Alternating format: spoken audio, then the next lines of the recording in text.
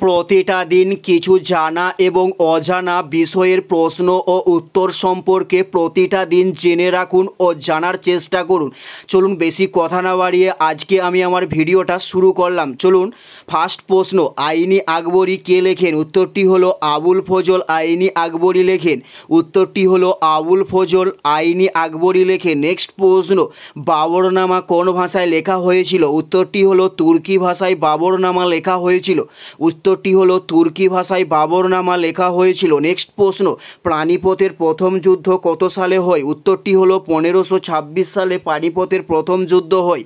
উত্তরটি হলো 1526 সালে পানিপথের প্রথম যুদ্ধ হয়। নেক্সট প্রশ্ন, ধান গাছের ক্রোমোজোম সংখ্যা কটি? উত্তরটি হলো 24টি ধান গাছের ক্রোমোজোম সংখ্যা। নেক্সট প্রশ্ন, ভারতের নবমতম রাজ্য কোনটি? উত্তরটি হলো তেলেঙ্গানা ভারতের নবমতম রাজ্য। উত্তরটি হলো তেলেঙ্গানা ভারতের নবমতম রাজ্য। ভারতের নবমতম রাজ্য কোনটি? উত্তরটি হলো তেলেঙ্গানা। নেক্সট প্রশ্ন, তথ্য যুক্তির মূল উপকরণ কি? উত্তরটি হলো মানুষের মেধা তথ্য যুক্তির মূল উপকরণ।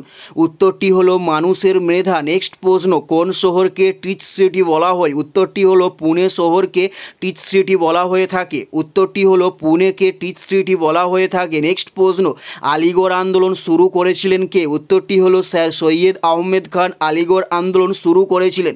উত্তরটি হলো স্যার সৈয়দ আহমেদ খান। নেক্সট প্রশ্ন, আর্য সমাজকে প্রতিষ্ঠা করেন? উত্তরটি হলো দয়ানন্দ সরস্বতী আর্য সমাজ প্রতিষ্ঠা করেন। উত্তরটি হলো দয়ানন্দ সরস্বতী আর্য সমাজ প্রতিষ্ঠা করেন। নেক্সট প্রশ্ন, 1919 সালের আইন কি নামে পরিচিত ছিল? উত্তরটি হলো মনফোর্ট অ্যাক্ট নামে 1919 সালের আইন পরিচিত ছিল।